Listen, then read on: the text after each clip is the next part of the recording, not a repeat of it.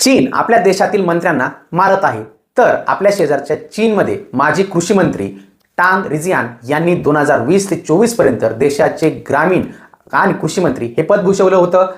मंत्री साहेबांनी त्यांच्या कार्यकाळात खूप चांगलं काम केलं, जसे आपल्या देशातील मंत्री सुद्धा करत असतात. घोटाळा मंत्रीजींनी त्यांच्या कार्यकाळात 268 मिलियन युआन म्हणजे 300 कोटीच्या आसपास ज्या आहेत त्या लाच घेतल्यात, भ्रष्टाचार केला. यामधून त्यांनी कॅश, प्रॉपर्टी आणि फेवर सगळं मिळून जी प्रॉपर्टी जमा केली. ही कथा तुम्हाला आपल्या भारतासारखी वाटत असेल, पण यानंतर जे घडलं ते नक्कीच तुम्हाला ऐकायला आनंद देणार असेल.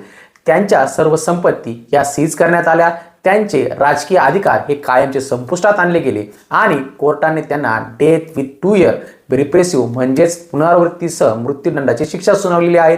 याचाच अर्थ जर पुढील 2 वर्षात नवीन कोणताही गुन्हा केला नाही तर त्यांना डेथ पेनल्टी लाईफ इम्प्रिझनमेंटमध्ये म्हणजे जन्मठेपेमध्ये बदलली जाईल. म्हणजेच देशाचे टॉप मंत्री सुद्धा भ्रष्टाचार केल्यावरती त्यांच्यावरती इतकी कडक शिक्षाही केली जाते, ती शेजारच्या चीन देशामध्ये.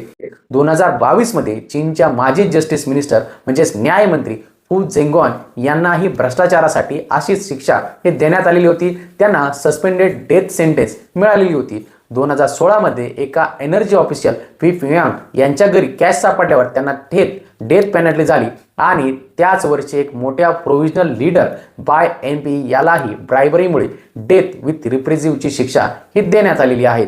आता या गोष्टी आपल्या देशाची तुलना केल्यानंतर न्यायाधीश, ऑफिसर, ब्युरोक्रॅट आणि नेत्यांच्या घरातून भरपूर कॅश ही कायमच सापडत असते. पण सुरुवातीला या केसेस नोंदवल्या जात नाही.